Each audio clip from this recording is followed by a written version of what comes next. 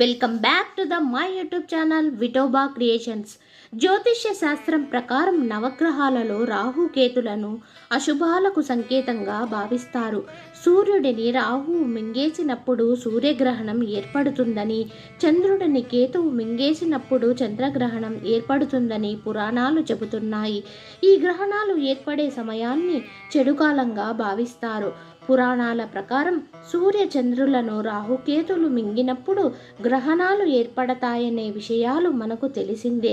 శాస్త్రీయ కారణాలను పరిశీలిస్తే గ్రహణం సమయంలో భూమిపై నేరుగా అతినీల లోహిత కిరణాలు పడటం వలన మనకు చెడు ప్రభావం కలుగుతుంది.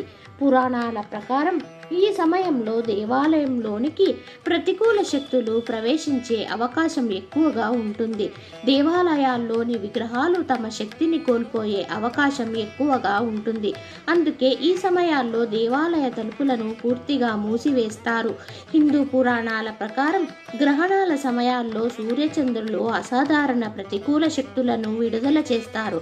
దీనితో ఆలయాల్లో తీవ్ర ప్రభావం ఏర్పడుతుంది. అందుకే ప్రతికూల శక్తులు దేవాలయాల్లో ప్రవేశించకుండా తలుపులను మూస్తారు.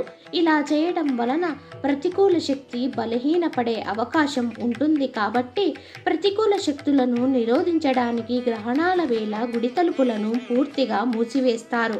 గ్రహణం తరువాత దేవాలయాలను తెరిచి అంతా శుభ్రపరుస్తారు. నా ఛానల్ని కొత్తగా చూస్తున్న వాళ్ళు ప్లీజ్ లైక్ చేయండి, షేర్ చేయండి, సబ్స్క్రైబ్ చేయండి. మీరు సబ్స్క్రైబ్ చేయడం వల్ల ఇలాంటి ఇంకెన్నో ఇంట్రెస్టింగ్ వీడియోలు చేయడానికి మాకు సపోర్టివ్గా ఉంటుంది. మీరు లైక్ చేయడం వల్ల ఈ వీడియో మరికొంతమందికి చేరుతుంది. Please subscribe.